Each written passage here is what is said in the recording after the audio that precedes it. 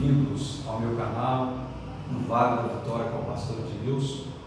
É um prazer poder estar aqui para compartilhar com você mais uma porção das Sagradas Escrituras. Então, a Deus seja toda a glória, a Deus seja toda a honra.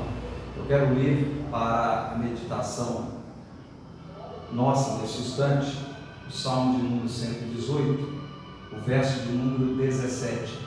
Salmos de número 118, versículo de número 17. Diz assim a palavra do Senhor: não morrerei, mas viverei, e contarei as obras do Senhor. Não morrerei, mas viverei, e contarei as obras do Senhor. O título da mensagem deste momento é A Vida com um Propósito. A vida com um propósito. A palavra propósito significa deliberação, resolução, decisão. Significa também desígnio, intenção, intento, projeto. Quando juntamos esses dois significados, compreendemos que Deus decidiu nos criar com um objetivo específico em mente. E é isso exatamente que veremos: a vida com um propósito. Então, o Senhor é aquele que deliberou, o Senhor é aquele que decidiu nos criar, e Ele decide nos criar com um propósito definido em sua mente. Portanto, o título da mensagem é A Vida com um Propósito. Bendito seja o santo nome do Senhor. O primeiro ponto de nossa mensagem é: eu quero viver. Eu quero viver. E esse eu quero viver, no meu esboço aqui, está um ponto de exclamação. Ou seja, uma frase que demonstra um interesse profundo de que aquilo se realize. Ou seja, alguém que exclama com toda a força do íntimo de sua alma, ele exclama: eu quero viver. E aí, parte no versículo 17, diz assim: não morrerei, mas viverei. Então o salmista, ele está falando com toda firmeza, com toda convicção e com toda alegria que ele duraria por um determinado tempo, segundo a vontade do Senhor, aqui na terra. Então ele estava convicto que ainda não era tempo dele partir. Então ele expressa: eu viverei e não morrerei. Bendito seja o nome do Senhor. O ser humano, queridos, não foi criado originalmente para morrer, mas através do pecado original dos nossos primeiros pais, Adão e Eva, a morte passou a fazer parte da nossa história.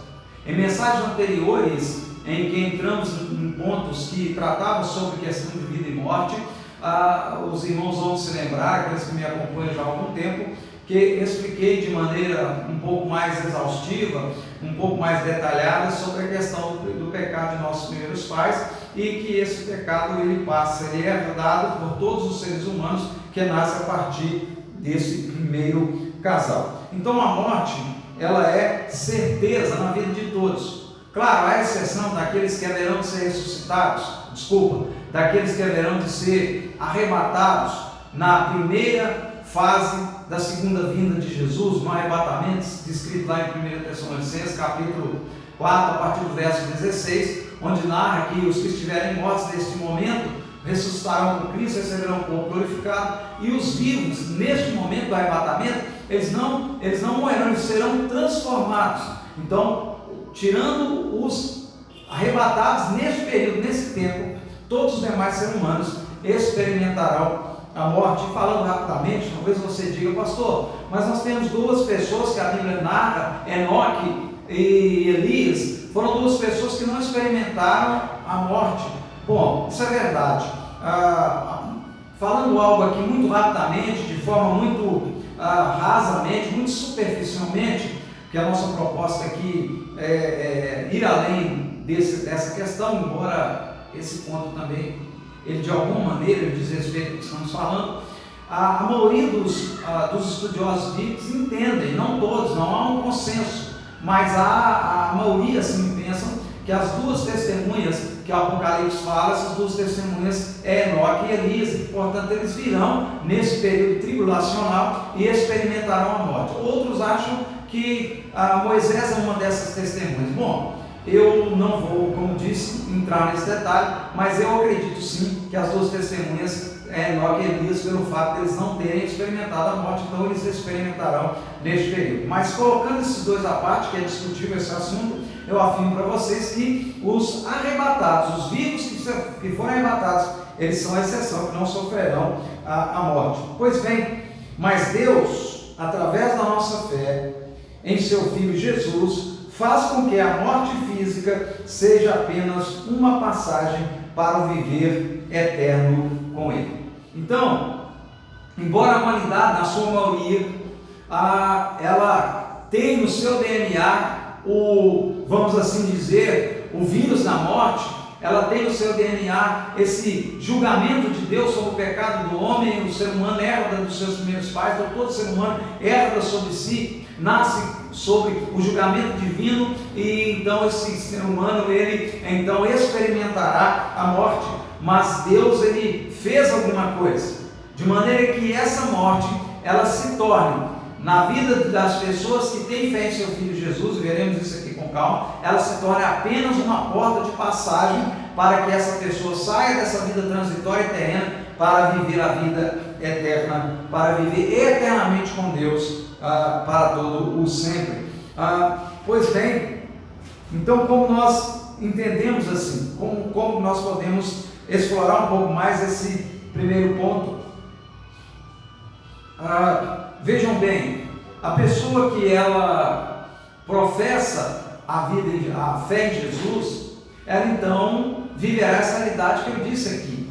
A morte na vida de uma pessoa crente na pessoa de Jesus Cristo, crê em Jesus, é um cristão que abraçou a fé em Jesus. Essa morte física como eu li aqui para você, e agora estou explicando pausadamente, ela se torna uma passagem apenas desse estágio aqui terreno para um estágio eterno nos céus. Então a pessoa, quando ela aceita Jesus, ela recebe a comunhão dela com Deus é reatada, e ela então, estando em comunhão com Deus aqui nesta terra, o que vai ocorrer com ela? Ela terá a certeza de que ao partir para a eternidade, ela estará eternamente com Deus, ou seja, ela viverá para sempre. Por isso o cristão, na verdade, o cristão, no sentido mais profundo e significativo da palavra morte, o cristão não morre. Por isso que Jesus disse: aquele que crê em mim, ainda que esteja morto, viverá. Então veja bem, então Jesus está dizendo que aquele que morre crendo em Jesus, aquele que crê em mim, ainda que esteja morto, viverá. Então se essa pessoa morreu crendo em Jesus, ela na verdade, ela passou do estágio terreno, transitório, provisório, para uma eternidade de vida com Deus. Pois bem, então essa pessoa de fato, ela está viva, e ela continuará, no significado maior da palavra, continuará viva.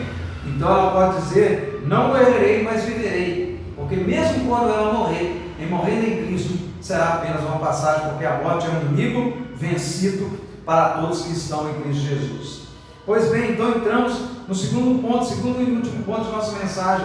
Eu quero viver para contar. Eu quero viver para contar. A parte B do nosso versículo, parte final, verso 17, diz: e contarei as obras do Senhor. E contarei as obras do Senhor. Quando algo bastante importante na nossa vida ocorre, qual que é o nosso desejo? Nós queremos ter muito e muito mais tempo de vida, muito e muito mais anos de vida, para podermos falarmos acerca daquela experiência maravilhosa que vivemos. Nós queremos contar para o maior número de pessoas possível, quantas vezes for necessário. Então nós queremos viver o máximo de tempo para estarmos espalhando, compartilhando, contando aquela experiência. E nenhuma experiência é tão maravilhosa como a experiência da salvação, porque essa de fato não é uma experiência, é a experiência. Então eu quero viver para contar, e contarei as obras do Senhor. A vida que eu vou ler aqui parece soar poético, e sim, poderia fazermos desta leitura uma parte de um poema. Você me pergunta, tirou de algum livro? Não tirei de algum livro. Isso aqui é algo vindo, e a gente, mediante a graça de Deus, vamos então passando para o papel. Mas eu quero que você se atente, não à beleza da organização das palavras, não o suar melódico e gostoso do que vai ser lido, mas sobretudo o significado do que será lido. Veja, então vamos lá. A vida que pela fé em Jesus vivo é a certeza da vida que após a morte viverei. E esta é a grande obra do Senhor na minha vida. Enquanto vida eu tiver, a outros desta obra contarei. Vamos ler isso novamente? A vida que pela fé em Jesus vivo é a certeza da vida que após a morte viverei. E esta é a grande obra do Senhor na minha vida. E enquanto vida eu tiver, a outros desta obra contarei. Bendito seja o nome do Senhor. Talvez você que é um leitor assíduo das Escrituras deve ter vindo à sua memória aquela fala do apóstolo Paulo, quando ele diz: a vida que agora vivo no corpo, eu vivo-a na fé do Filho de Deus. E é exatamente isso. Então Paulo está dizendo que agora essa vida física que ele está vivendo, ele vive essa vida na fé no Filho de Deus. Então a vida de Paulo, ela girava em torno desta experiência única, maravilhosa, insubstituível, que é a salvação da pessoa de Jesus Cristo. E o que é a salvação, dita em poucas palavras, rapidamente?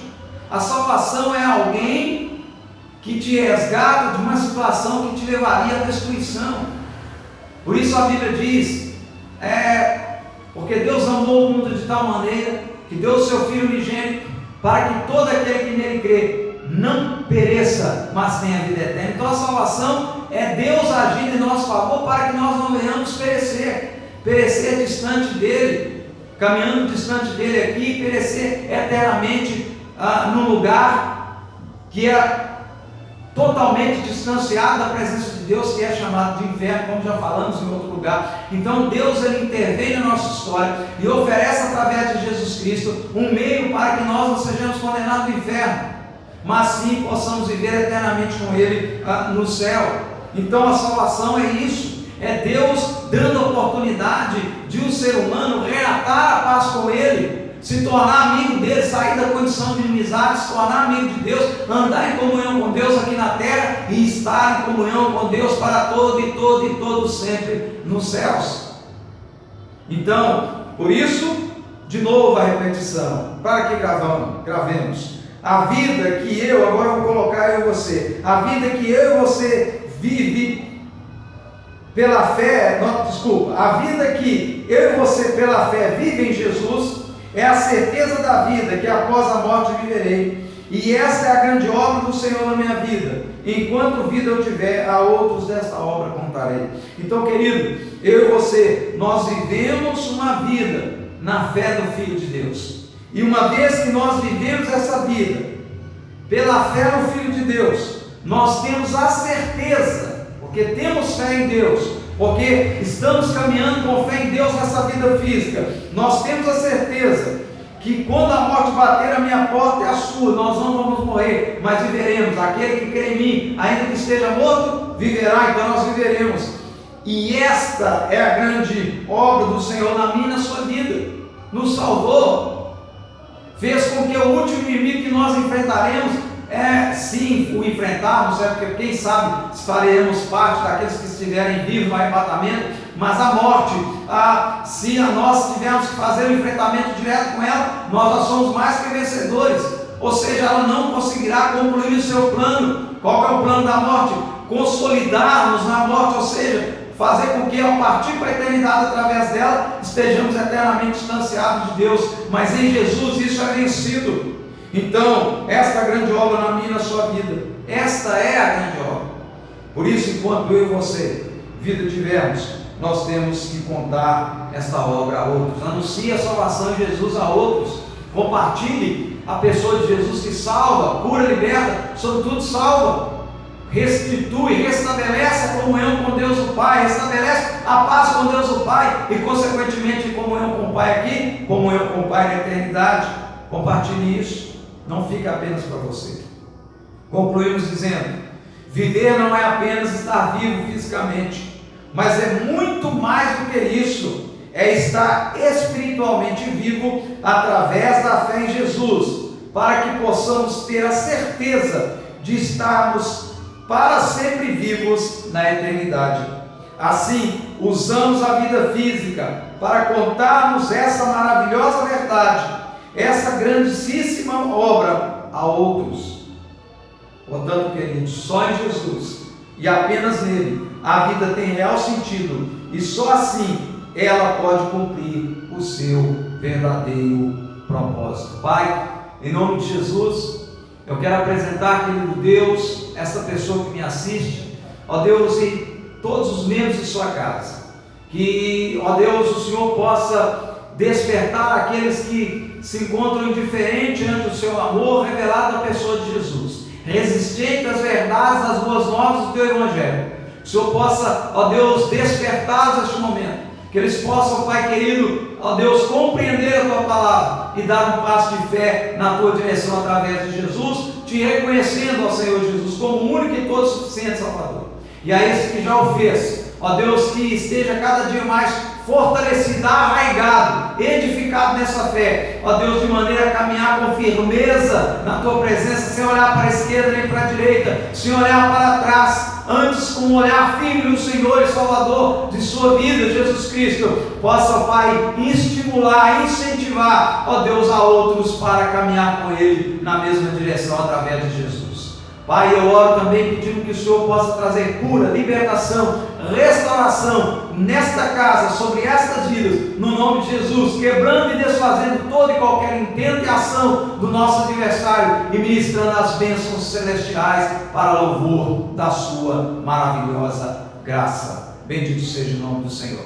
Quero pedir a você a gentileza de dar o seu like, se inscrever no canal, deixar os seus comentários e compartilhar o vídeo com mais pessoas, no nome de Jesus. Que Deus continue abençoando rica e abundantemente. Amém.